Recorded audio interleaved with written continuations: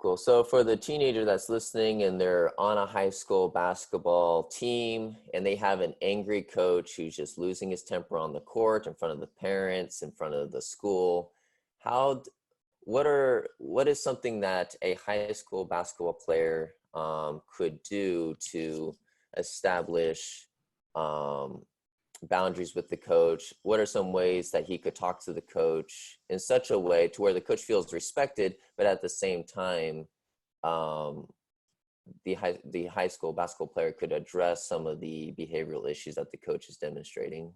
Yeah, well, I'm going to go from a kind of all sports, all organizational type standpoint. Okay. You know, a leader who is angry, and it's just, they're angry. I mean, they really know the game. And Coach Knight, amazing coach.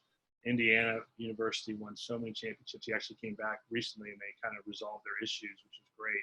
Saw that on ESPN. Let's go from an organizational standpoint on this question, because it's not just basketball. It's not just, sports. It can be anything. It could be, could be orchestra. It could be the choir. People have those types of passions for everything else. It could be acting. It could be filming, directing. But in that situation, when you're a young teenager, and I had that situation with myself in high school when I played varsity soccer, I had a coach who was very angry. And instead of me dealing with it, my senior year, I just quit. And I was really, really good. I was an Olympic development player. I went to Europe when I graduated and played overseas. I did a lot of things that were highly, highly elevated in the game. And so first thing is, it's really difficult for a young man or a young person to just go to a coach who is, communicating anger and say, "Hey, coach, that's really bothering me." I mean,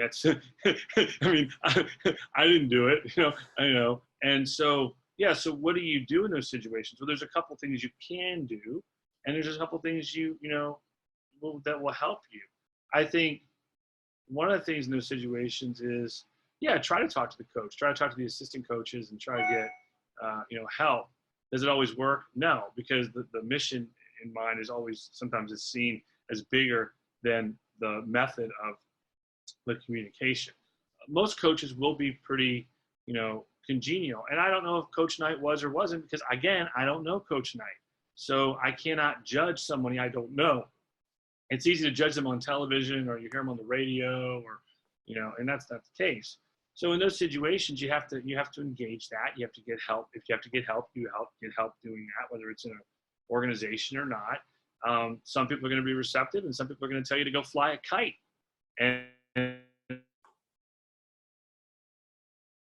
I got 6 other players that can play that are just as good as you, and they're going to tell the player that. They're going to tell them, because their main objective is to win games, whether they're angry or not.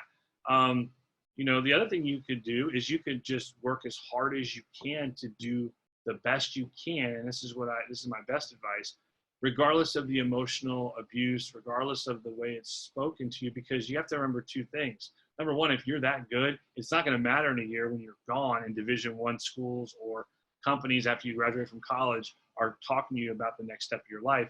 That step is over. We tend to get stuck in that step. Oh, woe is me. And that's what I did. That's what I did as a junior in high school. I regret it to this day that I did not play my senior year, because I was good. And I could have been better, and I could have probably gone to college and played, Division I soccer. I ended up going and starting a club team, which was even kind of cooler. But you could either push through it, and you could learn how to elevate yourself in ways, maybe off the court, without becoming part of the problem.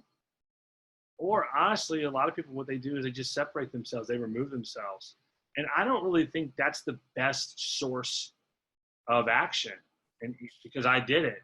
And the reason I think that is because unless you're being hit, abused, beaten, you have the right to walk away, but you also have the right to learn how to develop yourself in the ideal that you're in. So again, people aren't going to all agree with me. They're going to think, hey, you know what? Your opinion is your opinion.